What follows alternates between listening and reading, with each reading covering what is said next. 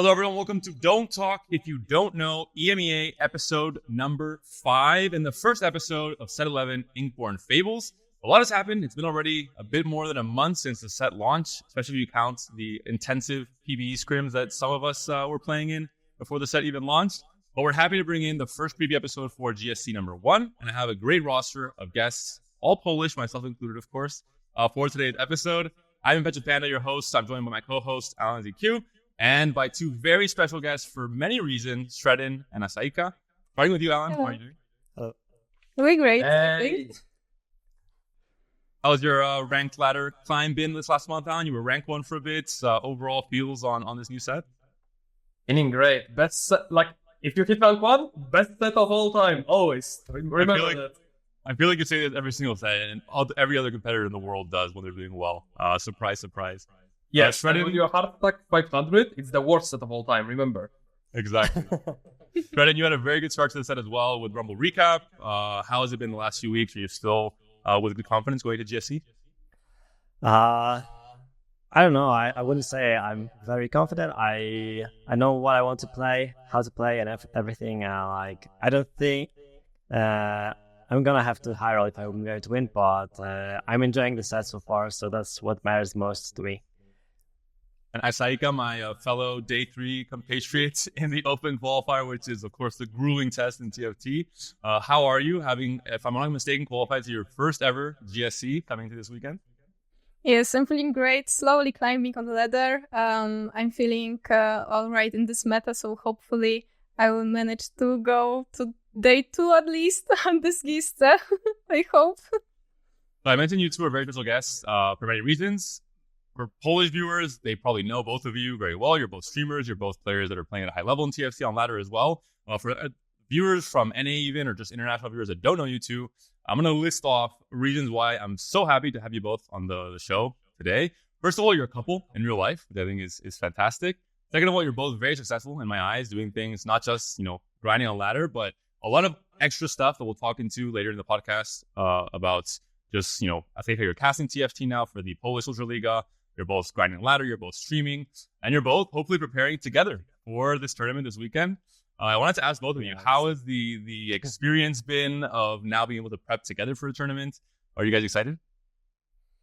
I mean, yeah, we've played a lot together for a while already, so it's not like it's very different right now. Obviously, I'm very excited that Asia made it to the tournament itself as well, because I was keeping a close eye on her fighting during the qualifiers, so I was really hoping that she would make it, and now here we are.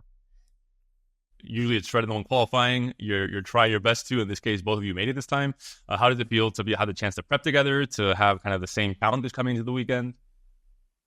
We are playing together all the time. He's my first person to talk with about new comps, about the new meta, new patch, everything. Is my first contact, and I love to play with him because he has unique play style, in my opinion. He always taking some different weird augments and trying to win with that. So from those games, I can learn a lot. So that's why it's taking you so long to qualify. Okay, now I understand. Yeah. If you're learning this play style from Shreddin, now it all makes sense. Yeah, exactly. And coming into the Open Qualifier, I'll go through my experiences as well, but I wanted to ask you, Asaika, how was the prep for the tournaments? What changed this time for you to qualify? Was it, do you think you had a better understanding of the meta? Was it some luck involved? What were the reasons, do you think? Oh, I think the meta. For sure the meta. I hate rerolls. I'm not feeling confident in rerolls, and now you have this meta with level 8, find your forecast and build your board, and I'm feeling most confident in that field, so probably meta. Okay. And coming to the weekend, into last weekend, what were the comps you were trying to play? What was your general game plan? Were there any comps you were defaulting to from day one? Did it change throughout different days? My game plan, always, every day, was just make top 4. Every game. I just want to make top 4. From the beginning, I trying to make the best early game. Then just smoothly go into level 8 and then find my forecast and then go level 9 and fight legendaries. And that was my plan for every my game. Okay. And you were happy to play all different forecasts, like Ash and Kaisa? And Every Kane, forecast I have. Okay. I'm just taking every pair I have. If I hit it on level 2, then I just trying to do with that. Okay. And Lissandra, of course. If you have Lissandra on level 8, you just won the lobby. Obvious. I think everyone knows this. Yeah. not a surprise. I had a similar game plan, also trying to play Gnar reroll, but yeah, generally focusing around Kane and Heavenly and the forecast, which we'll be talking about the meta a bit coming to GSC 1. I think not much has changed. Obviously, throughout the weekend, some comps have been developed a bit more, like the Silas comp that is kind of new tech, but overall, meta is pretty similar. We're going to move on to the first kind of bigger segment of the show, which is going to be the kind of news regarding GSC. But first of all, we have, of course, the Leipzig event, which happened a few weeks ago. Alan and I were there in person. We had a Clemu, French player, as our winner. And for those who don't know Clemu, I don't entirely blame you. He's kind of, I would not to disrespect him, but like, low A tier French player. Doesn't qualify to all GSCs, isn't really in EMEA finals. But he's someone that's always there around GM, around low challenger. And the start of the set he's had has been fantastic. He won the Gamers, or second in the Gamers Assembly LAN in France the weekend before Leipzig. So big French LAN. And then the week after, came to Germany and got first place. So in TFT, that's a very hard thing to do. I'm very excited to see if he just has unlocked some new level and he can maybe surprise us in the GSC this weekend. And Solvi, who we see there as well, got second. Really good performance. No surprises there, considering it's Solvi. And we see the LAN event here, which, Alan, do you want to walk us through how the experience was of playing in the dark for 3 days? Listen, I felt like I was playing in the catacombs. Gaming, like when you sit at the home, at least myself, when I'm streaming, I have lights shining on me, I have screens lighting me, and then I go from that to playing in front of the tiny laptop, the darkness with all the gamers around. It was quite an experience. But Perfect. That's not the only one hall. There is like multiple halls of like that, with the LANs happening all over the place. This is like 1/15 of the entire LAN, I would say. Yes, that thing was absolutely massive. Even though the conditions are not suited for every gamer, it was quite an experience to see all those people just assemble to game. Like just even some single player games. For day one, traveling with Alan from Warsaw at when was our flight? Like pretty early, like 7, 8 a.m. is the start of the journey, and we ended the tournament because the tournament started like in the afternoon on Friday, day one. And we ended like at 3 a.m. So it was like way too many hours, like awake next to Alan, basically. It was quite the experience. Back on this announcement, there's going to be a second LAN event that was already announced, and it is going to be in Poland, which is, of course, the reason why I brought these guests here today. It will be at the Meet at Rift LAN festival kind of thing in Wódz, and it will be kind of like a gaming event with TFT integrated as well. And there'll be a LAN event and, probably a pretty big prize pool and a slot for EMEA finals as well. So kind of the same deal that we had in Leipzig, but in Poland in August. So make a note in your calendar. Would you be going? From us for the other Polish who don't know where they can come. Because I'm Polish and I had to think for a bit, where the hell is LAN after you pronouncing? It's in Łódź. Okay, that was close enough. Fuck off. It was close enough. I understood. Sure. Listen, the problem. Okay, if you're an English-speaking person, it is pronounced with a Polish L, which is like a W. And you as well, Polish. Exactly. So if you read it, it reads as Lodz, like Lodz, basically. In case you're googling this for the future. But that's in the past. Leipzig. Now going to the future, we have GSC. So I'm just going to go through just different announcements regarding the tournaments. Nothing too much in terms of discussion. More just informing our viewers the different things they should look out for. In terms of the broadcast team, will be. Can I ask a question for the LAN? Because you both been in Las Vegas and also in this one in Germany, which one was better and why? I'm not going to answer out of potential disrespect towards the Leipzig organizers.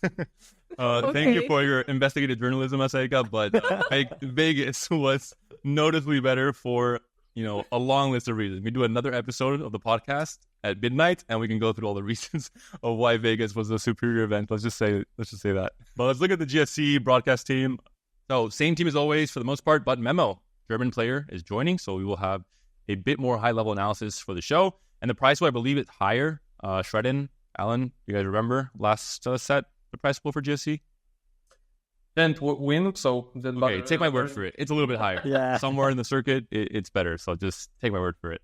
But still, pretty good rejuice if you get first place, which is, of course, is very hard. We have now the ladder qualified players. So this happened not this last weekend. It happened already almost 2 weeks ago with a rank lock. And we have a whole list of players here looking at the EUNE. One notable name is Kezban, who jumped across the servers to find his way into GSC. There was a very tight race between Kezban and Left Temperature, but that was for the Ultraliga, right? Yeah. Yes. And he won with 8 points. 8 above the left, yeah. Like left above Kezban, of course. Yeah. But still, both players are playing on EUNE, and they both, of course, made it to GSC. Any names that jump out at you? Alan, Shreddin, anyone from EUNE or from the Turkey ladder? I mean, definitely a part of the Kezban left, which we already know. There is Zilinash, there is, of course, the P. So, quite a lot of names coming up. Well, I think Noel is the one that's obviously going to make the biggest appearance out of all of them, I think. Also having a huge performance at Vegas, so one of the favorites to win it all, I think. No, I think he had a disappointing set 10 because after the Vegas, he had a bit of a break, I think, or some vacations where he stayed longer in the US, and then he wasn't really informed for the first GSC. Oh, so just like Sasa, right? Yeah, and had this like huge comeback into GSC 2 and just didn't make it in the end to make it to finals. So I think was a bit disappointed. We'll see. He has some extra motivation coming into this set 11. From Turkey, a lot of the usual names. Darkest, of course, is going to be qualifying. Asinthi, who already saw a bit at the end of set 10. But a lot of new names as well that I don't really recognize as much, like Lexist and Amator and Finca. So we'll see what they can bring to the table for GSC. But of course, looking at the best server in EMEA, it's going to be Europe West with one particular name at the very top of that list, Alanzq. Alan, how was your rank ladder experience this last month? It was the fluke. I rolled. It was looks with porcelain all the time. I mean, they didn't know. They didn't look at the stats. They didn't trust me. I didn't want to play this comp. Arcanists. In open qualifier, somehow I found myself playing 2 games of Lex Reroll, not wanting to. And how did it go? It worked out. I think both top 4, one maybe a bit better. I think they worked out, but I could have played better. I still made mistakes, but it was, kind of the high. I think we're going to see Lex Reroll this weekend. Very specific spots, I think, where like you really have an insane opener for it. Because I think most of the players will be comfortable on.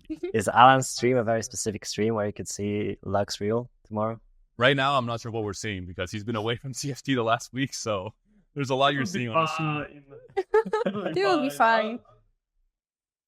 Looking at the rest of the list of players, a lot of the usual suspects. I think nothing too surprising. I guess the few names that do come out are Klikornin, who we used to play on the Turkish server, was already at GSC's last set, is now playing on EU West, and still popping off, still performing at a high level. So I think it's always a good sign to see Turkish players who are maybe, targeted a bit of like, oh, Turkish ladder is too easy, that's why you qualify, but then they come to Europe West and they still have a very good showing. Take another L, is a Russian player.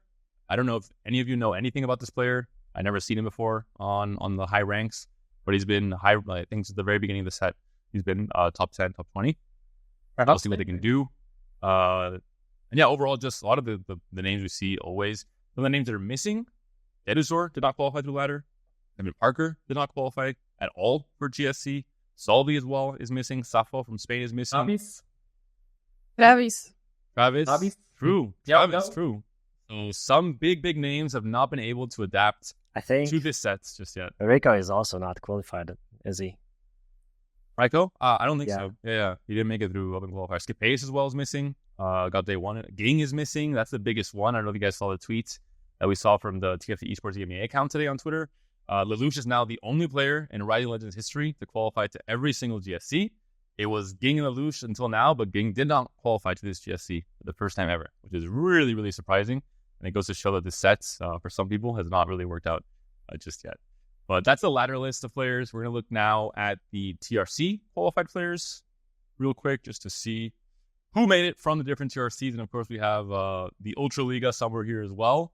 See who made it from there. Oh, Shreddin, is that you qualifying for this TRC? Yeah, the 4 high rollers that didn't make it through the ladder, that had a bit of luck during one day, and here we are.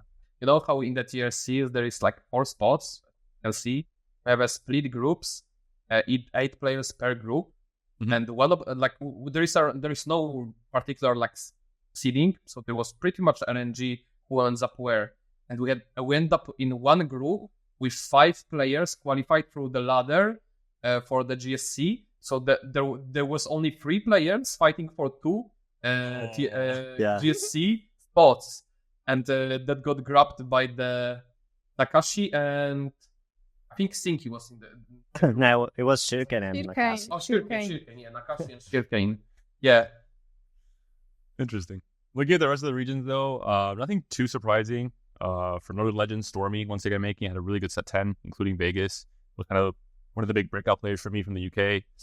From France, most of them, I think, made it to the ladder, which is why we're seeing Rebanav, who actually won the Gamers Assembly, the land that Clemu got second in. Rebanav was the winner. IMTLT and Sidril. StarCup, yeah, a lot of the best players, I think, made it to the ladder, like Og, for example. There are some newer players from the German TRC, like Charmsnare. I have no idea who this person is, but hopefully they do well this weekend. And what jungler was about to not make it to GSC, but because I'm not sure who it is, made it through the ladder and they finished 4th. Hyrule, and what jungler finished 5th in TRC, and because of that, he makes it. So a lot of very, very talented, almost favorite players were either not making it to GSC or just barely, like what jungler, which I think is really interesting. And now the most important slide, of course, the open qualifier players, the most Giga Chad way to qualify to GSC, considering the cutoff for day 1 is 31 points. And the cutoff for day 3 was 28 for the first time ever in Rising Legends history, I believe, which our fellow Polish player, Stan, was the first player to not make it with 28, actually. And he lost his sanity and hair. And hair, and probably a lot of things, yeah. Look at the list. The most surprising thing for me, Dedizor and Dark Hydra, 2 players that have played at Worlds, having to battle it out through the open qualifier to make it to GSC. Showing that it is a very inclusive way of qualifying. Players of all skill levels can make it through here.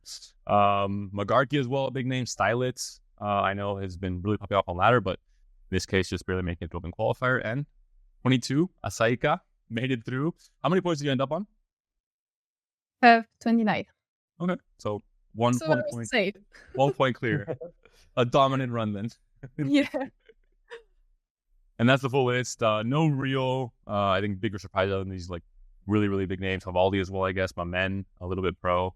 Kaspersky as well. But overall, a few new players that we haven't seen much of yet in GSC. So always exciting to see these players that make their debut and if they can handle the pressure and kind of competition at this level, which is very, very different. But this covers all the players and the list. We're going to look at the regions really quick, just to look at the country breakdown. Because one country has gained lots of slots, and that is, of course, Poland. We are now, you guys are at 13 now. I believe you gained +5 from the last GSC, so a really big difference. Alan, any reason do you think that Poland is doing so well in this set? We had a goal to make France shake finally for their participants number in day 3. It's time to take over, baby. Okay, you're not that close, buddy. You're almost half of the slots away. In day 3 participants, not day 1. We are not aiming for day 1. Day 3 is where it matters. You can trash talk Spain. We always used to be the 4th most represented, and now we're the 5th. Poland has overtaken us again. And Germany actually has lost a few slots. Not that successful. Are you guys surprised? Regarding who? Germany. Germany. They usually have around similar to France last few sets. No, do they really? I think France was always very dominant when it comes to numbers, so no surprise over here, I think. Do you guys think day 3 Poland will do better than usual? Because usually there's only 1 or 2 Polish players max day 3. For sure. No reals, baby. We're gonna pop off. All 3 of you are making it to day 3? What do you mean? Yeah, definitely. Sure. We're going to have the tendency draft later, so I want to, if you guys are confident now, I want to see it backed up later on. You guys can vote for yourselves and then see how that goes. I mean, I'm not confident, but I will try my best. Oh, that's my statement. Okay, just setting the bar real low at the very start of the podcast. Top 4, only top 4. That's my goal. Alan, is that the same for you? Just top 4? Hello, we are winning. Considering your current form, maybe I think you should go with this. Listen, I have the tech. Relax, buddy. We played 1 game together today. What were the placements? Do you remember? Oh, you cannot possibly taking this lower game into account. Come on. I think you had 7. Sanity. Excuse you, you hired on Kane 2, Silas 2, Lee 2 with some gigabit arguments on the cooldown. It was the 5 exalted. It was the most cursed exalted of all time, where you have Kane, Lee Sin, and Silas all exalted. It's like, okay, well, I guess I'm playing heavenly. But we'll see. We'll see later in the fantasy draft what the actual expectations are for all your individual placements and other players as well. That'll be the end of the podcast, so hopefully an exciting thing to look at.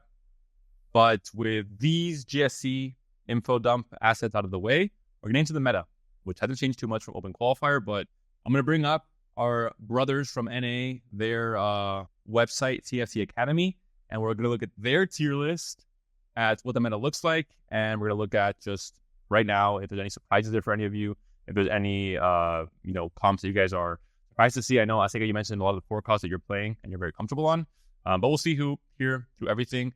If you guys don't know what one of the things are, just let me know. I think I know off the top of my head. Some augments are included as well, like the Annie with the plus is built different, for example. With the emblem, you should be able to understand most of what is here. Alan, looking at you, any comment surprising you, where it's placed or that it's even placed in the tier list at all? Okay, so basically today I jumped back in. I haven't played a whole week on this patch. Mm-hmm. And I've seen that people are playing Ash with Lilia in buckets. There's like double reverse phone in that comp. Like, how? Why? There's so many better units to play in that.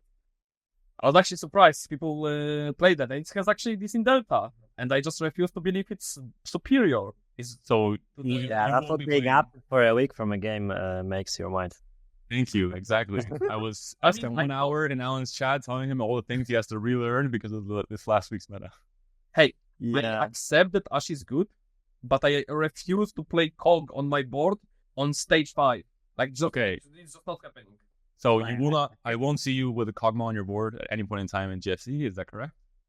I mean, if I level to 10, I have 1 gold left over and it's Cog in the shop. Yeah, I'll buy it because I need one. Taking notes. If during the main broadcast cast I see a Cogma on your board at level 8, you're gonna get publicly gamed on Twitter for your trash takes and for targeting a poor defenseless 1-cost little sniper guy that's just trying to help out. Come on, Alan. For you, Shreddin, any comps that stand out or that you personally have liked playing a lot on this patch? I don't know. No surprises over here. I feel like Fine Vintage is a bit overrated according to this tier list. It's not very consistent, in my opinion. Haven't seen it at all. Don't really know what Silas is doing so high yet because I have this version we're actually going to look at specifically because I think it's an interesting comp that I know Raptor tweeted about it last week. I know you're muted, Alan, I think. I know Milk has been playing. Interesting, is it powerful though? Like, I haven't played it. I don't know. I wanted to see your opinions, all three of you, coming into this weekend. If you have any considerations about playing it, even on level 8 roll down, you think it's bad? I mean, I'm just saying it's bad, so I'm uncontested. Oh, so it's not bad. Okay, we're gonna deep dive, but first let's look at the general overview. Rerolls obviously do really poorly. Some rerolls like Hogmaw and Bard and Duelist pretty much untouchable. Unfortunately for this GSC patch. I think Gnar is going to be really the only viable one, and some hero augments. Are you guys open to playing things like the Shen hero augment, Ethereal Blades, things like the Yorick hero augment? Asaika? Maybe not reroll, but just go with 2 level and go at level 8 and compose it with other free cost. I would prefer not to reroll those. Okay, so you're very clearly the opposite. Yeah, I am. I don't like rerolls. I hate rerolls. For real. I just like to play around 4 cost, and that's why it's okay. If you have like good spot for it and a lot of copies of it, yeah, sure, go for a Shen free and Yorick free. But rolling for those on 6, it's a grief for me, and better to go level and cap board with something else. Were you starting? How do you feel? It's very dependent on the items I would get. Like yesterday, I played 2 Kabuko games in a row, and if I have a belt, a cloak, or an armor, starting the game off, I would definitely not hesitate to take the Kabuko augment because it seems broken. But all the other ones, like I played Yorick twice, and I went 1st and 8th, so it's really not something I studied a lot. Or enough, I think, to be confident enough to take it again. But yeah, I'm not a fan of rerolling either. Like I think there will be a lot of similarities between me and Asaika. So yeah. I want to hear about the weird augments that you pick that sometimes you. We want more details. What augments are we talking about? Okay. How weird are we getting? He has. They're very spot specific, and I just like Yeah. to test things out, especially when I'm playing on stream. Like, and if the chatters ask for something, I would be eager to test it out. And your testing worked out. You were one of the first players at trying the Ghostly Kaisa before the nerfs happened. So maybe we need more of Shreddin's testing with different parts That's of the why game. I like to see how he plays, because he has good thinking about most of the stuff, and he likes to try new things. And when someone's trying new things, you can learn from that. So that's amazing playstyle for him. Yeah, one thing I have to mention about the Kaisa as well, like Asha played the Kaisa twice during open qualifiers and went first both games. So I was really proud watching her play that comp, and I was actually surprised that it would do so well in this meta. But I think it's pretty good against Ash comp as well, since she does need to ramp up a little bit, and the Spectres have more time to ramp up as well. Mm-hmm. Looking at the game plans in terms of going to this weekend around forecasts, are you all happy playing each and every one of the four? You guys think they're all roughly the same level power in terms of Ash, Kaisa, and like the Heavenly Kane, Millie, Bruiser variants? Are there any comps you're favoring more, Alan? Starting with you, any comps that you start the game and you're angling toward this comp from the beginning, or not really? Lilia's invisible in shop for me, so like I'm definitely not buying this unit. It's -12 gold for fun. For the rest of the units, I'm pretty confident we'll play all of them. I think, like maybe less of Nautilus, and depends how many Kanes will be in the lobby. Well, some of the units are just depending. Like if you need to have that CC against melee units like Naut himself, and like units like you are more likely to play Ani if you need anti-heal than if you don't, because again there is a lot of self-sustaining frontliners that you need to deal somehow if you don't have the items for. For you, Shreddin, any forecast preferences or not really? Like, obviously, if I get an Ash in my shop or an Annie, I would definitely buy them, but hopefully I will not grief myself during the tournament. I'll just play the strongest board and put the pieces together as they come, not tunneling towards one specific composition overall. I'm starting to understand why I don't qualify to GSCs.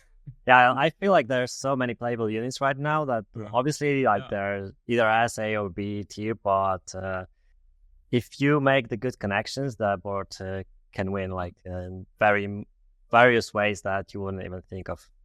And fitting in with that thought, I think Exalted as well will be very relevant throughout the entire weekend, because so many units are clickable now, because there is relative parity among so many different forecasts, and you can build a very flexible board with how horizontal the traits are generally in set 11. There's a lot of horizontal traits you can fit in that give like team-wide buffs, and it really helps out. Any secret tech before we move on from the meta? Any comp that, I mean like really secret tech, like Riven reroll type secret tech. Not like the top. Like we're not gonna leak the juice. Move on. Okay, so Alan, you're not gonna leak anything. Maybe Shreddin and Asaika want to leak some stuff. I'm lucky. No? Okay, I've already mentioned let's blue go cards. say. No, relax. Wait. Repeat. No, nothing. You misheard. Say Asaika. Nothing. Silence was said. Okay, this is okay. Let's move on to the next slide then, because Please. there's nothing to leak here. Oh, I don't think you're gonna yes, please, Alan. The next slide. Okay, no wait, it's Heavenly Kane. Okay, this I think will be one of the most played comps in the meta. Every single game now in Challenger and EU West, it's 4 players angling towards it in stage 2, and then 3 players playing it. Sometimes 4. Do you guys like playing the comp? Do you guys think it's? Okay. I don't like it. I repeated my question, or? Okay, Asaika is a clear no. Shreddin, Alan, do you see yourselves playing this comp? Do you think it has any weaknesses?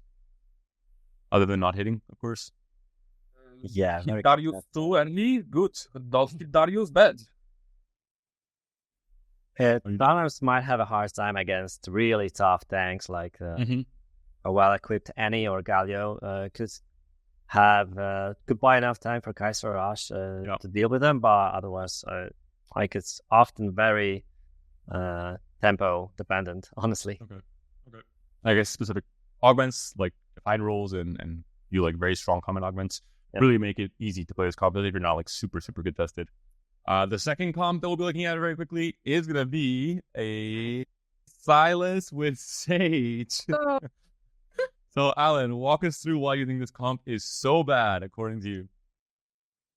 Tyra unit should cost slightly more. Okay. The Silas unit. Oh, that okay. Okay, you can follow the slide. Okay, you don't like this version. Misconceptions here.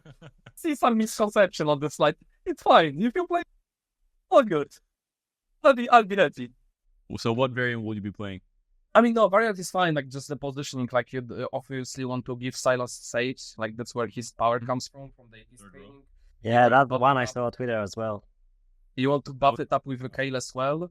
Like this Silas is just missing for fun 60 AP. Like that's just infinite healing and damage that you're just missing out. And that Silas can just beat out the Kane as well with the proper itemized. And like the items are pretty important. The Spark and Adaptive are definitely beasts. And last item is definitely BT. Crown Guard is like second item if it's AD heavy lobby. If there are some AP, it's more leaning towards BT, however. Asaika, you mentioned you won't be playing this comp. Can you give us any reasons why you will not be playing the comp?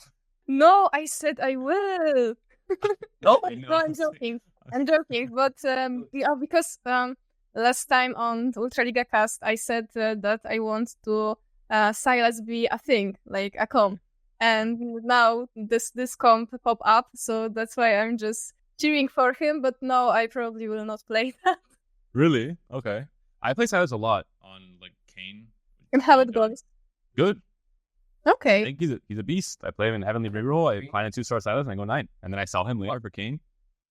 look at the trade. Like you have the Sage, which is like think about the Heavenly. Heavenly scales your stats, AP and resist, which Silas really likes. This is doing exactly the same. Sage gives you AP, Altruist gives you resist, so this further damage reduction on top of playing bruisers. So this, if you want to focus on the Silas on his own, then this will be slightly stronger than Heavenly, which will be missing bruisers. The Silas will be a bit squishier. This Silas can literally go rampant through the whole board himself. However, when you're playing Heavenly, if you get a bit more AD items, like this comp would struggle utilizing them until you get that Wukong, but like you can't really rely on that, and that would be Wukong 1. On the other side, when you play Heavenly, there are few units that can utilize them, like Kane or Lee. So like if you want to play this comp, but you are getting BF Glock suddenly from the cracks, you might look into the potential pivots together with Silas, while having, for example, adaptive first argument and having like double adaptive. You can lean towards Heavenly instead of this version. As the power of Kane, I think if you're rolling for just Kane when you're playing Heavenly, you're gonna have a very, very bad time. It's 4-way contested. But if you're rolling for any of Kane, Lee Sin, and Silas plus some legendary, and you can gauge when you're strong enough to go 9, I think it's a very consistent playstyle on ladder at least. And there's so many augments. It's almost unfair how many augments there are that buff melee bruisers compared to how many augments there are that buff, I don't know, AP casters, for example. It's an obscene amount of very good like gold augments that help us combat a lot, or just like Heavenly in general. So I think Silas is the beast, in my opinion. And you can use like BT, Edge of Knights, like generic, melee items are not AP items, and still use them pretty well. Yeah, I'm a big believer. Is it good? Yeah, exactly. Yeah. I'm also a believer. I want Silas to be a thing, so I'm on his side. No, you want to believe, but you're not a believer. It's different. Yeah, that's true. That's different. But I hope from day one. I hope he will show me on GSC that he is worth to believe in. All right. Well, we'll leave the meta talks at that note then. The hope of Silas becoming a thing in GSC this weekend. We're going to move into the rankings to see what players will become a thing potentially coming into the GSC. We're first going to look at the Snubbed List, which is the players that received a substantial amount of votes but didn't end up making the final top 15. Those are players that got close but didn't quite make it. And the votes, of course, come from our panel of judges, which is a bit different now. A few swaps have been made, but overall, just historic, very high-level TFT players in the EMEA. Any surprises here from the names that did not make it, Alan? A good run on the LAN, then make it. I don't know. I don't think he played that many games on the ladder, but haven't given that most judges are playing ladder. We haven't seen him has the lower score. I did rate him higher. But surprised that he still is that low, given that he was usually significantly higher. Elia having a decent appearance here which is a good thing. Zyko pretty low, struggling in the set on the ladder I've seen. Didn't make it to GSC. So actually, could not be voted for. But some judges, they don't care, or they don't read the rules, and they just vote for players who are not playing in GSC. Yeah, Zyko didn't make it, and a few others. Shreddin, for you, any surprises from this list? Any players that you thought would be ranked higher?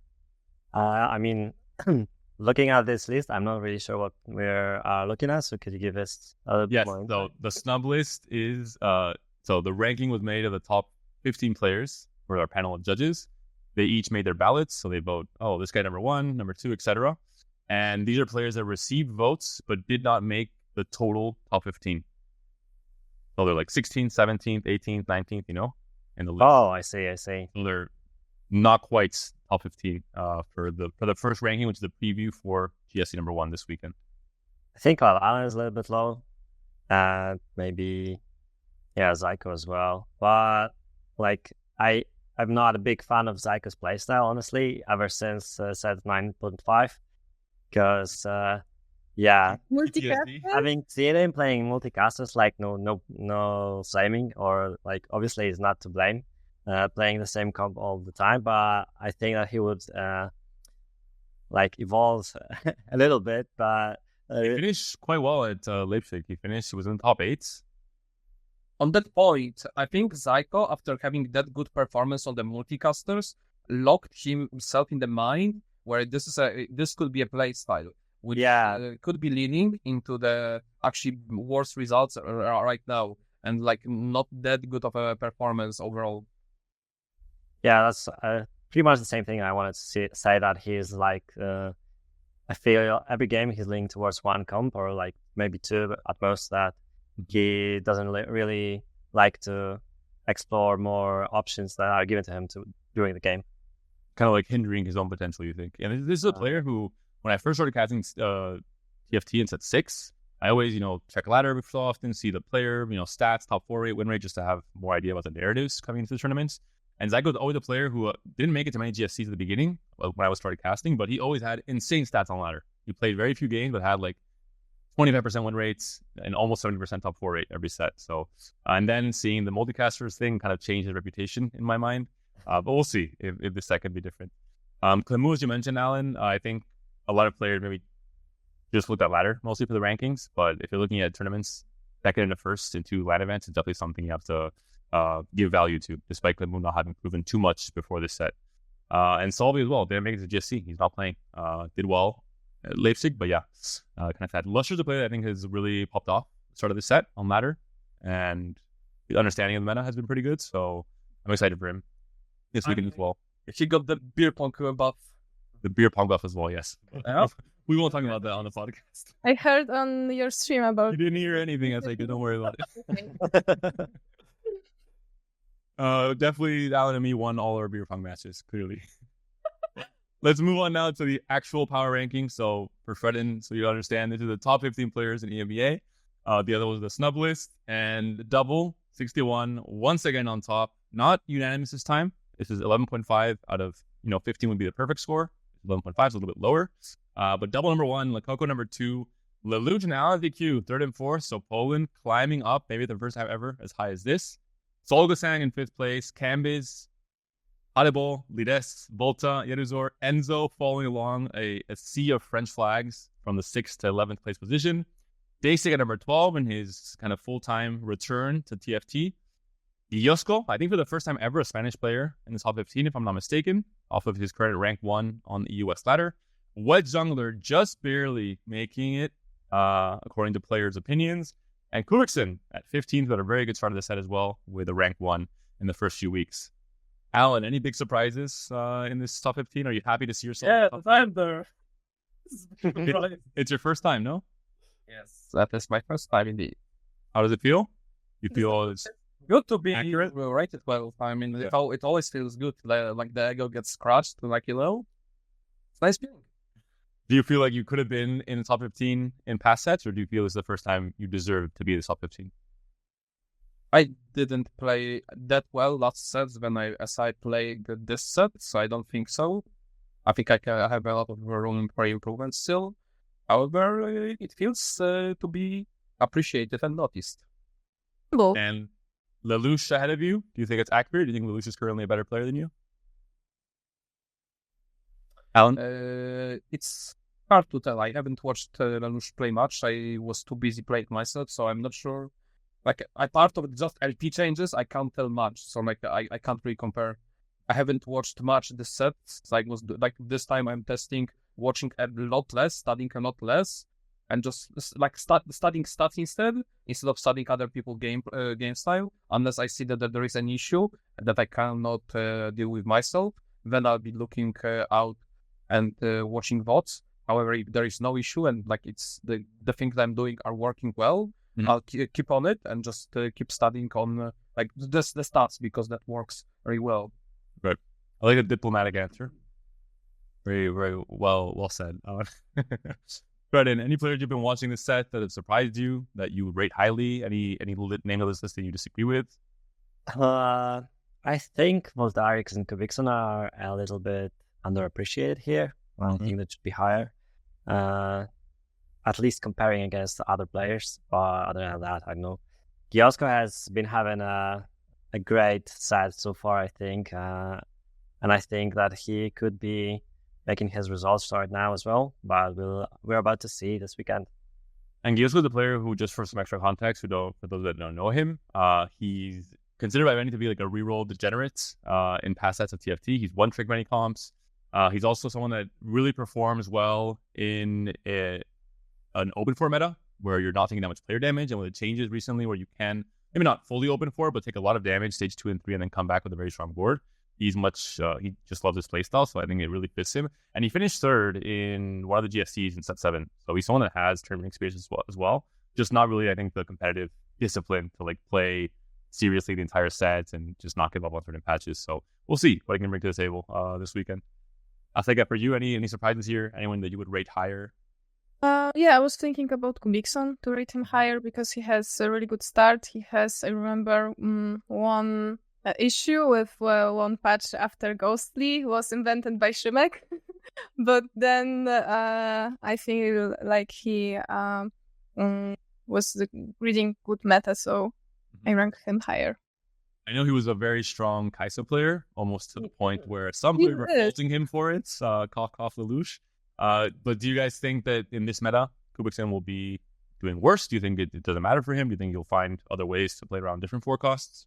Because like Kubikson, in my opinion, play sometimes one comp like this Kai'Sa, but sometimes play more initiate, like by intuition. Okay. And seeing good spots. So that's why this 4 meta cost might be good for him. Okay. So kind of like where everything is good, you'll be able to play in a way where it just has to play off of what makes sense and not what is actually unbalanced or overpowered or all this kind of stuff. Okay. That makes sense to me. Any other surprises? Yeah. I think he's good at identifying what's broken and playing it. But the problem is, in the meta where like it's already identified, he might struggle actually because it's too contested. And if it's too contested and you're already like you get used to it and you keep trying to go for the same thing, you might have an issue finding yourself doing well in this position, unless you find some good pivots from the situation. Let's say you're trying to play Kane, you got contested. Now what? If you don't have alternative in your mind, what can you pivot? I mean, he won GSC during set 9 when it was the Iona emblem patch, so I think he's good with being contested over an OP comp, and I wouldn't worry about that if I were him. And Kai'Sa, when he was playing it, was not exactly hidden tech. It was like 4 players per lobby as well, and he was doing pretty good with it. So I think he probably knows his spots that he can get away with it, and the spots he can't. But this is the top 15. For someone asking in chats, where does this ranking come from? There are 15 judges that are asked every time for their votes on the start of this week, the week before GSCs, and they, according to their understanding of ladder rankings of tournaments, etc., they rate their top 15 players. And you can find the full ranking. I'll link it at the end of the show. It's on the esports.gg website, so you can find everything. You'll see it on Twitter as well. But you can see each judge, what they voted individually, and you can flame people for their votes or not as well, if you'd like to. But that's where it comes from.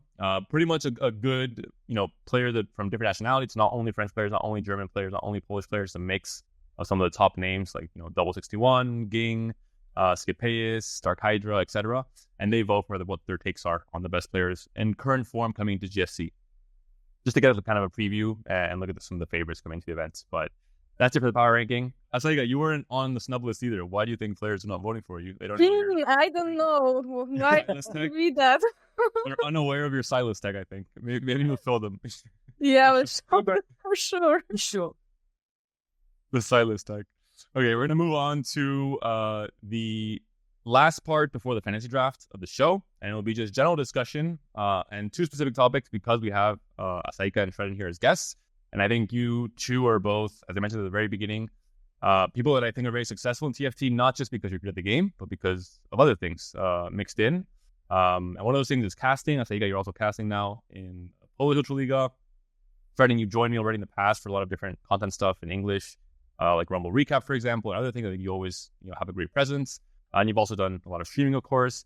But one of the topics I want to talk about first is about women in esports. I mentioned this because, not leaking or anything, but right behind the scenes, the last few sets has talked to me and other casters about, the topic in general, like why are there not more women in esports? Why are there not more women qualified in GSCs? What are the reasons behind this? What are the possible fixes as well? We've had some women in the past, like Aditya from Spain, Metal Manatee, obviously at NA, Ray Implosion, I think is a great example. Jirachi as well in the past. But still, the numbers are very, very low compared to what you would expect in general. For this GSC, as a big surprise, there's actually 3 women qualified: Asaika, Chisa from Netherlands, and Thalia from Italy, which I think is usually we have maybe one, and even then, it's not every GSC, obviously. So I wanted to ask Asaika, your experience in general in TFT. Have you faced hardships because you're a woman? Has it been easy for you to compete and still have respect from your peers, for example? Have you tailored a community around your own stream and everything that makes it easier for you? What has your general experience been with TFC and competing? Oh, whoa. It's a big question, I know. Yeah, that was a lot of questions at once, but I try to manage all of them. So for sure, it's not easy to be a woman in esports in general.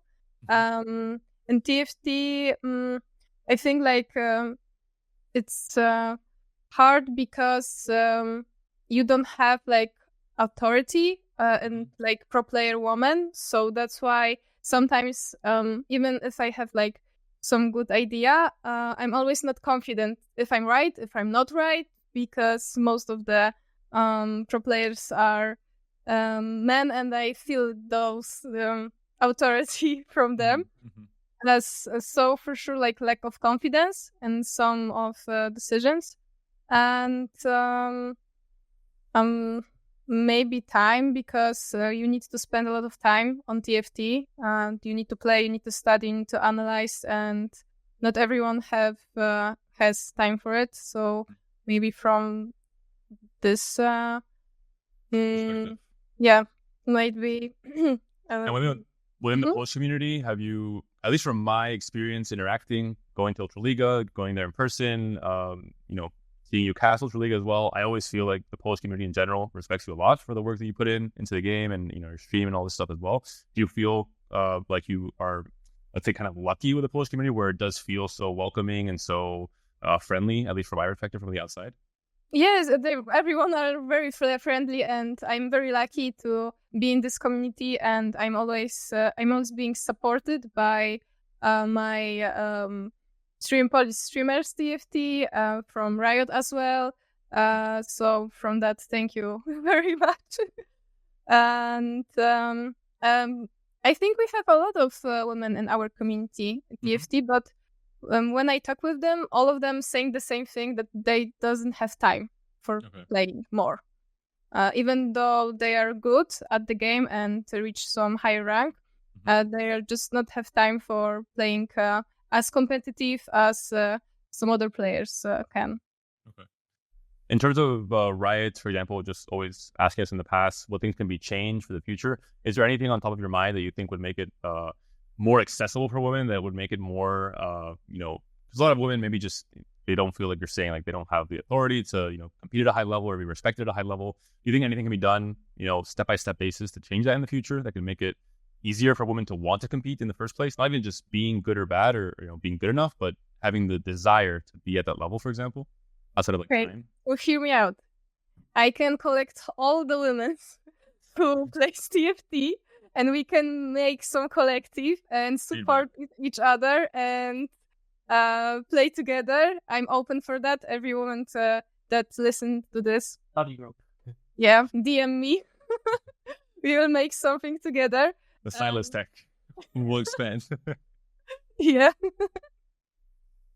And from obviously in esports in general, there's always been attempts from not just Riot, but esport companies and developers in the past to, in my opinion, kind of have some artificial inclusion where they create different tournaments only for women, for example. Or for me, I've always seen like a kind of a band-aid solution where like sure you're adding more inclusivity, but it's kind of in a forced way where it's not really solving the core issues, I think, which are wanting to play in the first place and feel welcome playing among men and all this. Do you think anything being done in TFT in terms of like formats, in terms of, I don't know, off the top of your mind, anything kind of solutions for this or not really?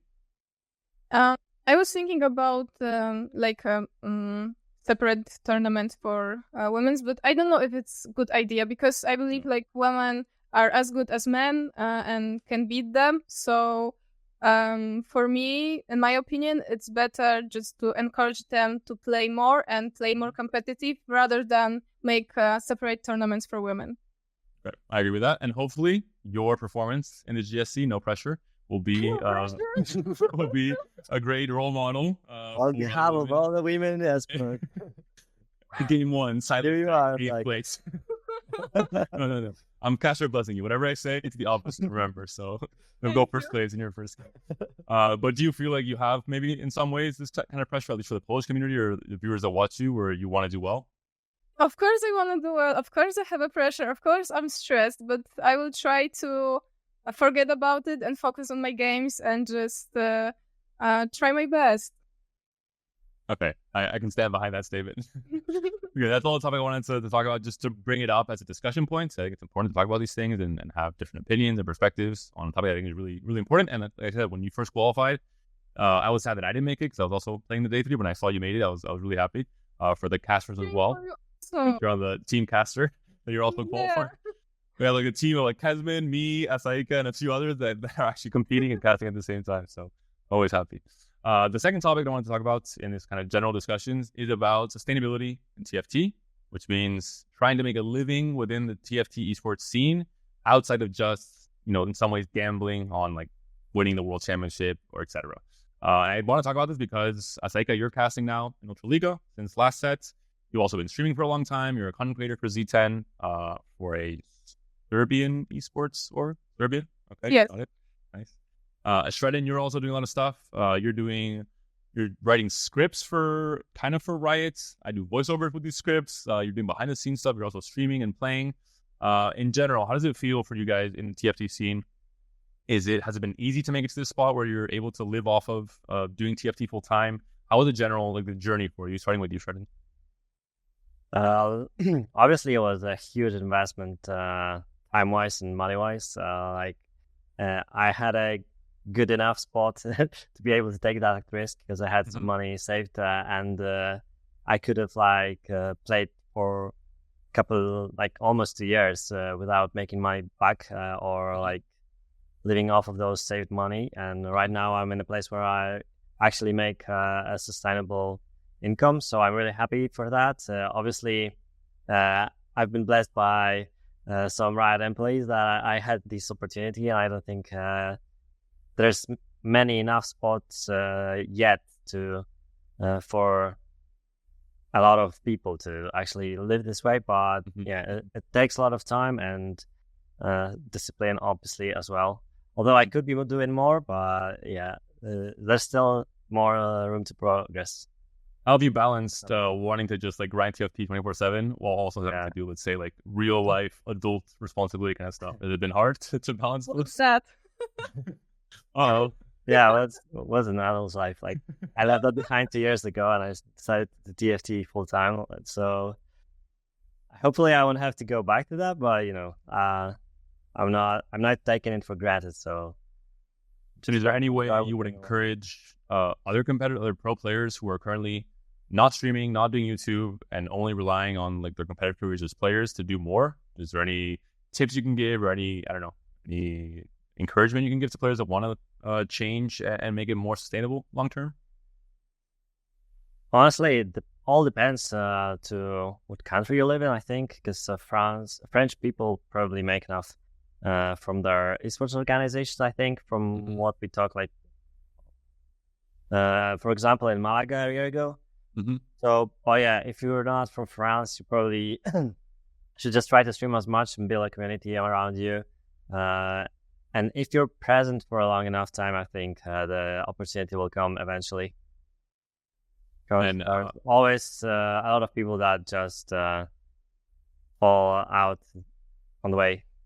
And you should respond to my DMs on Discord if you want to be involved in things. Oh, yeah, definitely. It works. Cough, cough. Many players don't.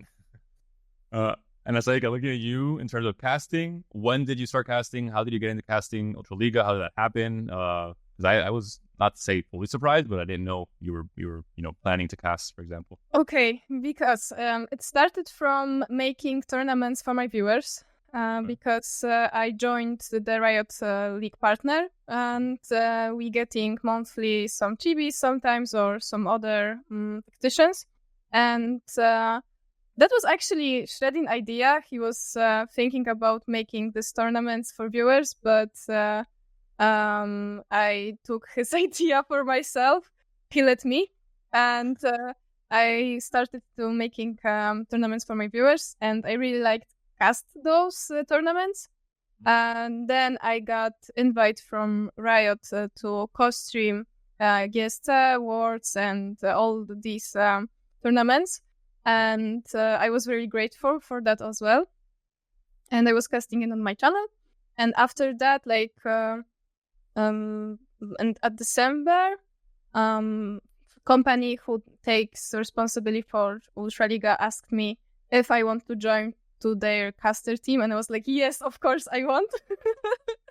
I was really And you're happy. casting now with Kezman and Blackfire Ice. Yes, exactly. How has it been casting with them two? What was that experience like?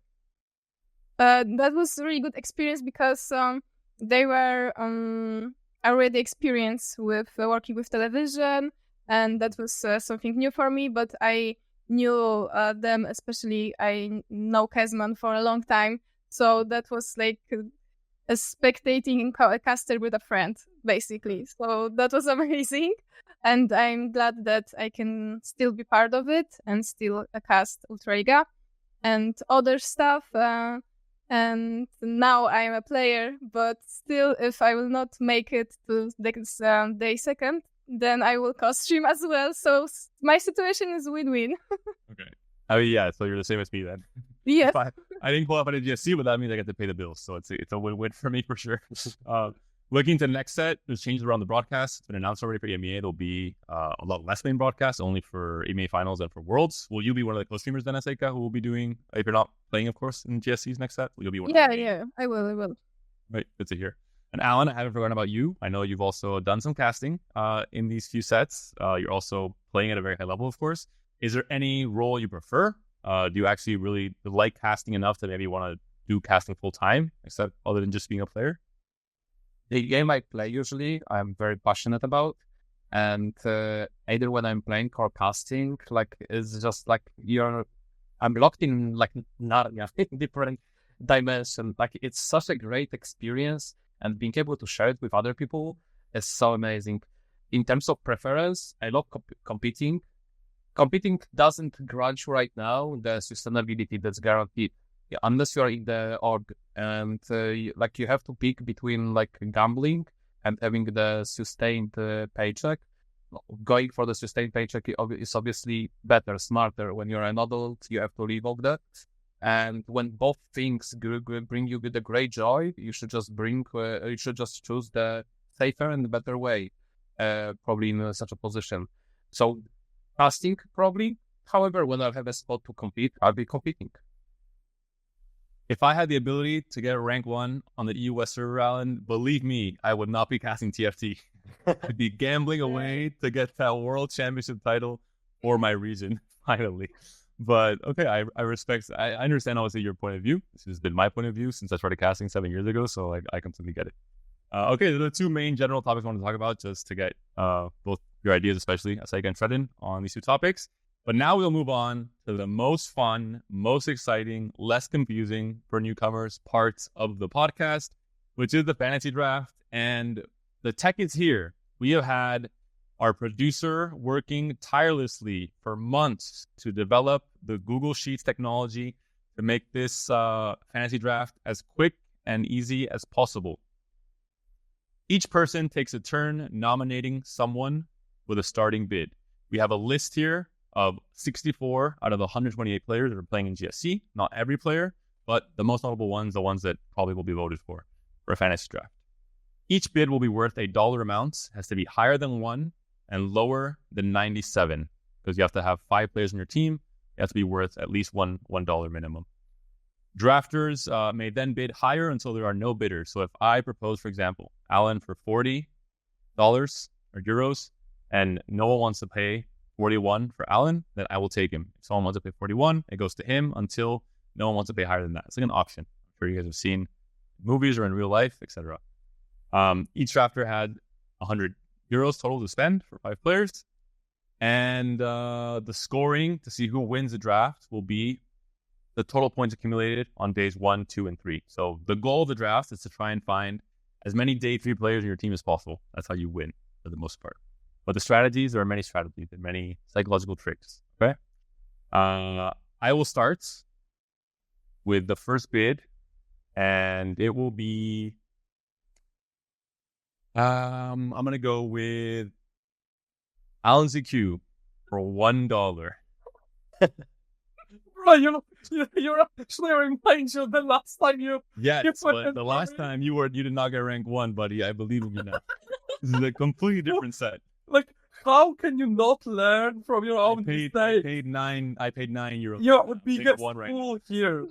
Nah. €1. $2. No, $2. Alan values himself at $2. Anyone else? So now at any point there's no order now. You guys can say, 3 or 4 or... Okay, I can give 10. 10. That's 1 more than I paid, and I regretted it a lot last set. I don't know. I got day 1. Let's go away the game. Alan has been in Lost Ark the entire week. So So currently 10 for Asaika. Anyone higher? For Alanzq, rank 1 in set 11, Inkborn Fables on the EUS server. Discoverer of many comps like Lux Reroll. fine. Playing Darius and Kiana. I'm self-confident. Okay, 11. No one higher than 11? No, it's enough. Just let it go. Let it go. I'll bid 12. Bro, you're thinking that bait will work. Last time you tried to bait me, it didn't Hey, work. give me yourself for 12. I'm happy to take you. No, 12 is a 13. steal. Okay. Quick bait, buddy. +2. Anyone higher than 13 for Alan? Okay.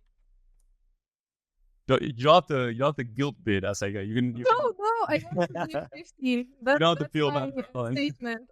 Okay. 15. 16. 16 from Alan. 17.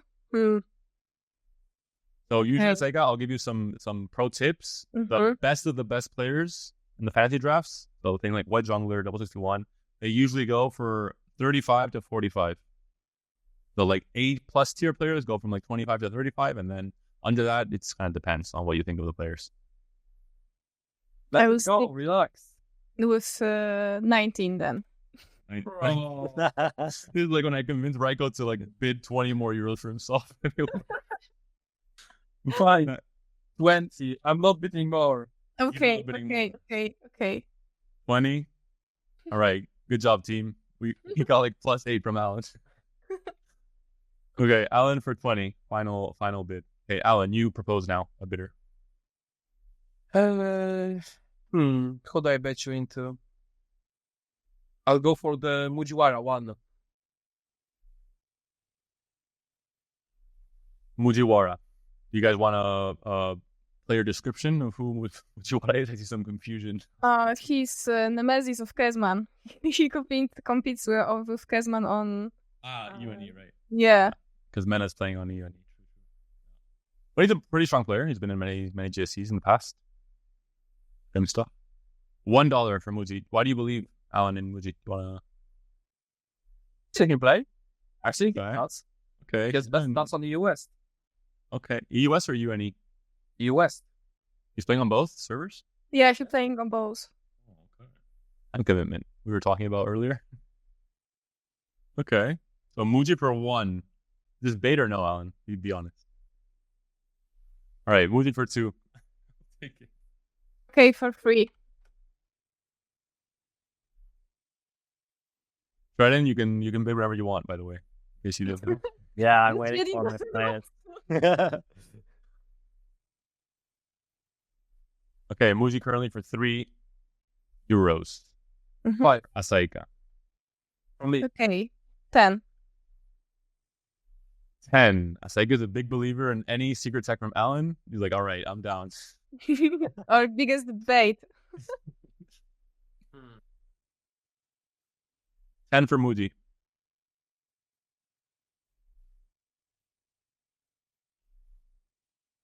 Look at the list. Remember, you have 5 slots in your team, no more. So it's not just getting a player for cheap, it's that player taking a slot up in your team, which you have to hope this player makes day 3. You have to have a guarantee you make Bust. pass. 10 for Asaika, so Muji is sold Asaika for 10. First of your team members. Now, Shreddin, you are the player that proposes. Anyone on the list and any dollar amount. Doesn't have to be 1. You can start a bid at 10 or 20 or whatever you want. Okay, I'll go with Voltarius for 1 as well. Voltarius for 1. I'll take Volta for 5. We'll pass that one. Where? Alan? No? I'm good. I'll bid 10 then. I'll bid 11 for Volta. But are we going like one by one? Or what? Up to you. If you want to be a good Chad and bid 25, maybe I value Volta at 30 and I'll keep going up until you get there. You guys don't. Well, it's going to take a while then. 12? Yeah, I'll bid 12. What do you? Yeah. I'm bidding 13. Okay, I'll give 20 then. Okay, it's yours. Okay, Volta for 20 to Shreddin. Asaika, you're proposing now a bid. I'm proposing now. Sometimes it's not even a player that you want. Sometimes you just want to, bait others to bidding more for this player and then leaving other players open in the future. So there's layers to the draft. You bait me to pay for myself. Exactly. I baited Shreddin into betting +8 for Volta for free. Let's go with jungler. Okay. For what amount? For 1. We'll start with 1. $1 for what jungler? It's GSC. Yeah, it's GSC and it's with Jagger. It's at 11. I don't know. I might bid 5. Okay, I will bid You 10. You are now, yeah. What do you say, Alan? I said 5 first. Well, I'm Oh, at I 10 said now, 5. so Okay, doesn't matter. I'm on 10. 12. Alan? 14. You can have him. Okay. I'll take what jungler for 14 euros. And I'm bidding now. I will put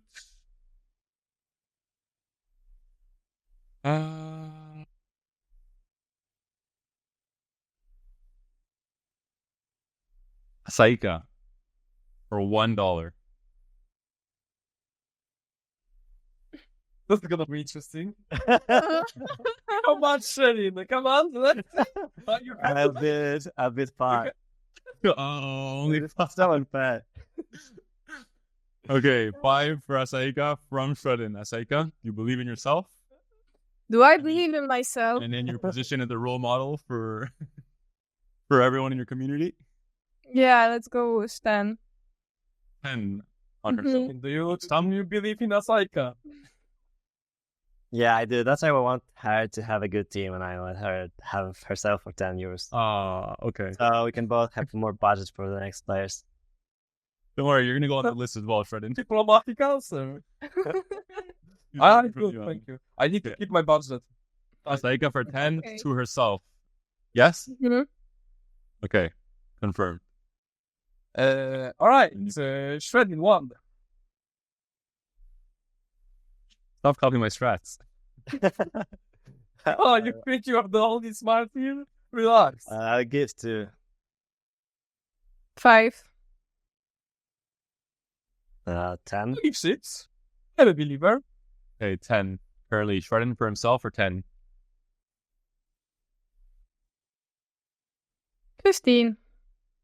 15. 20. 20. Shreddin is looks okay. I like the confidence. 20 for yourself.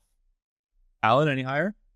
I passed. Shreddin to yourself for 20, and you propose the next bid. You have 60 euros remaining, Shreddin. Okay, now, wow. You're saying that there aren't 50 something players to choose from still. Yeah, I don't know which one to go with, though. And to help you guys on the list, you can see the left column is all France, for example, and then the second column is like Germany and some France, then Spain, Poland, and then the all other countries basically. Okay, like Solo Gasang for 10. Okay, solo for 10. 12. I will bid 14 for solo. I bid 20.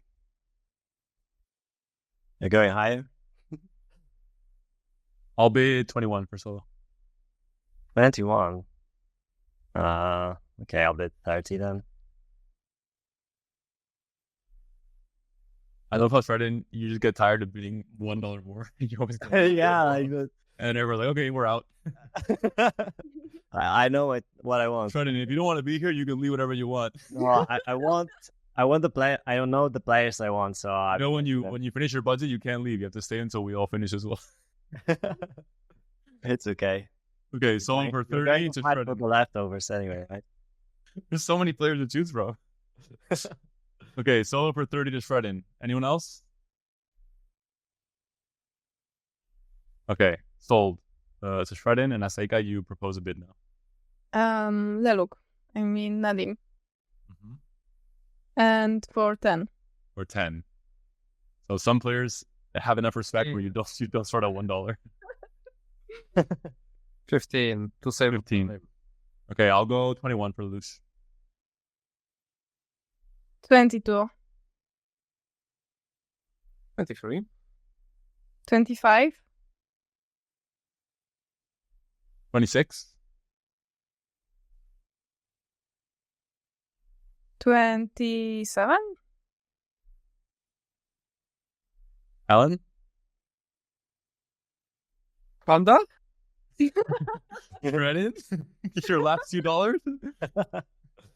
Shreddin's looking at his budget like, No, I mean, obviously, I have my finger crossed for Lelouch, but I know he could choke. So I'm not confident enough in taking him on my team. So it's currently 27 for you, Asaika? Yes, for me. Okay, for Lush. No other... Alan, no? I'm good. Okay. Sold to Asaika for 27. Lelouch joins the team. And now it is my bid again. I'm going to go ahead and bid...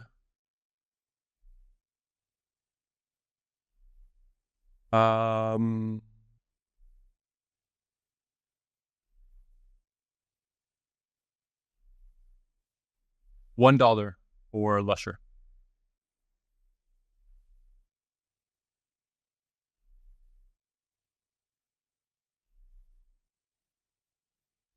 Pass.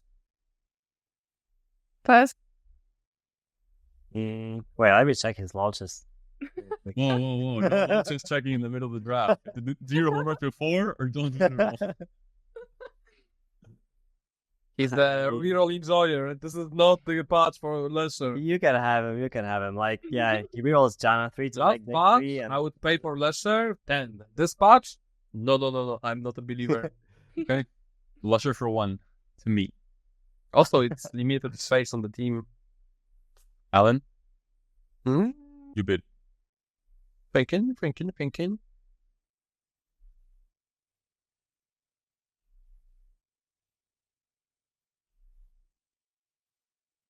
I will take Daisy for 1.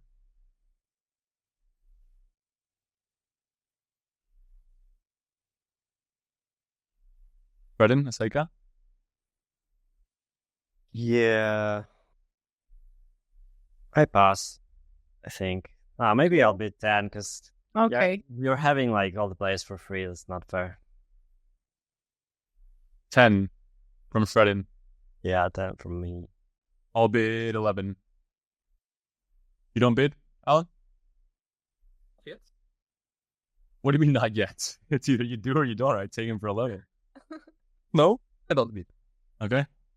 Shreddin, no? No, I pass. So basic to me for 11. And you bid now, Shreddin. I'll bid 1 on Jedusor or Jedusor or however you pronounce his name. I'm sorry about that. It is there. Okay, 5. It is remaining to open qualifier. Did you play with any lobbies with him? Asaika? No, I haven't. I played like in day 3. I played almost all, or at least 4 lobby with Hydra. I remember that. But no skill. Maybe 7 is not a nice number. 7-4. That's your bid. 10. You have a lot of budget for 2 people. I think I remember. I know. That's why I said 10. I didn't need to spend all my money, right? Yeah, you can eat quite a I bit. think I'll pass. What are you doing, Alan? You want to buy some players or what? Relax. He's cheating. Alan just playing for himself. What I'm doing? Go ahead. Okay, Yedizor for 10 from Asaika. No one higher. Well, 15 maybe. 15 from Shreddin. Alan? I'm good.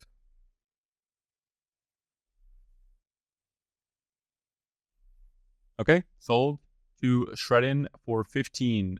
4 players now on your team. Shreddin, you have exactly 15 euros for your last player. Anyone that bids above 15 now, you're automatically removed from betting for that player, obviously. Asaika, you propose now. I propose now. Okay, so maybe maybe broken Okay. For how much? for 1. And that? Alan? You are first in line after Asaika. You are I will pass for now. pass. Shreddin? Yeah, I'll pass. All right, you take him Asaika for 1.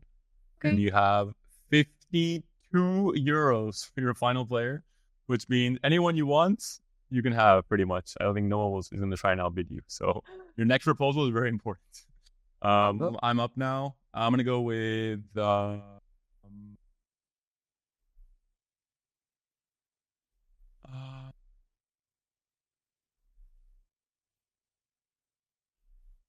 Le Coco for 1 euro.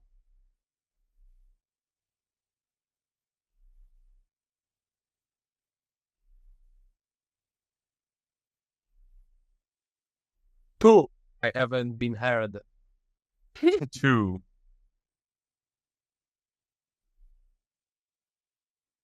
Three. Remember, Asaika, any bid you make now, if we I decide to stop know. bidding, okay. So keep it in mind. You can't like now. casually bid anymore, basically. 3 from Shreddin, 4 for Le Coco from me. $4. No one wants Le Coco for more than $4. I mean, Asaika bids now, no? And then do we go in order? No, she passed already. No, I passed. Oh, I didn't hear. No, Well, bidding is not. It's not in order, Alan. It's in. Oh, okay. Yeah. Have to go left to right. Only Well, proposing. Okay. I could bid all I have right now, so 15. Okay, 16. Okay. 17. 17, you said, Alan? Mhm. Okay. 18. 19. Okay. 24. It seems like we're all going to have our teams ready by the 25. time Alan has second player. Yeah. He's going to have everything for one. 25. Yes, 25. 26.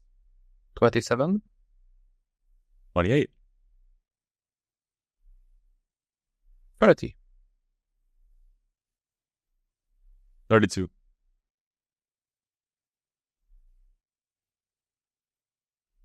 35. Okay, you can have them. So Le Coco for 35 to Alan. And you bid now, Alan. Or you propose. Mm-hmm. Oh, 1. Og for 1. Shreddin, Asaika? I'll pass. I pass. I have my fifth player in mind already. I'll pass as well. I'll take those. Shreddin, you propose now? Wait. Oh yeah, I see him. Stormy for 1. You can just vote 15. Oh yeah, right. So 15, I guess. Okay. Stormy for 15. Asaika? Pass. Pass. Do you yoink Shreddin's secret tech player from him or not? Panda. I pass as well. Okay. Okay, Stormy, Go ahead. finalize your team. Shreddin for 15. And Asaika, you propose now? Yes, give me Hydra. Hydra for 52. Yeah, sure. Do I want Hydra? Or are you baiting me into paying 53 for Hydra? No. I don't know. Do I bait you? Panda. You can have him. You can have him. All right. Hydra. Me and you. Who do you nominate? I will nominate.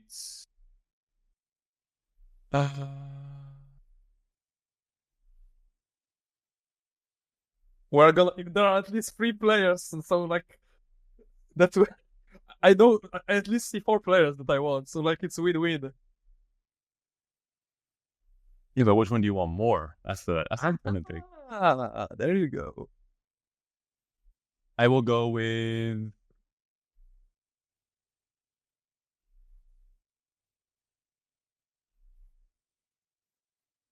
Canbiz for 20.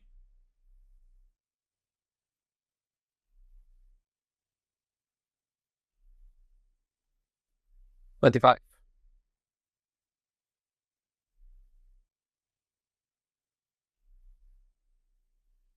26.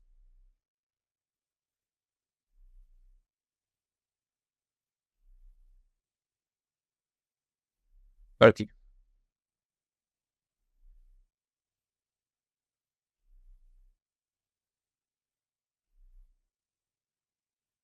'Em. You can have them. Okay. You can help pick last year your 2 players, Thank you. and I'll take my last one. You propose first. Your bid. Well, sure. Double. How much I have? 14. I have some bad news for you, buddy. Double for 15 euros. Yes. Okay, and for my last player, for a grand total of, thank you, producer, 59 euros, I will bid for,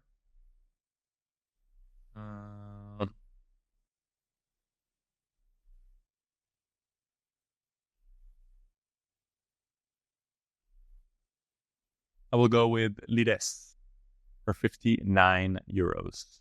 And give me Padaball. Right. Or 14.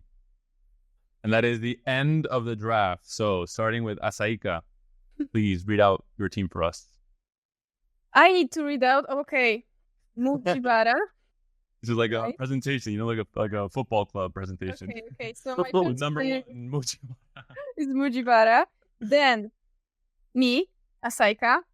Then Nadim, Lelouch, as and Broken or as and Dark Hydra. That's my team. That's my precious team. Okay, are you happy with your team? Of course. I think it's a nice mix of different countries, different, personalities of players. Shreddin, please present your team to us.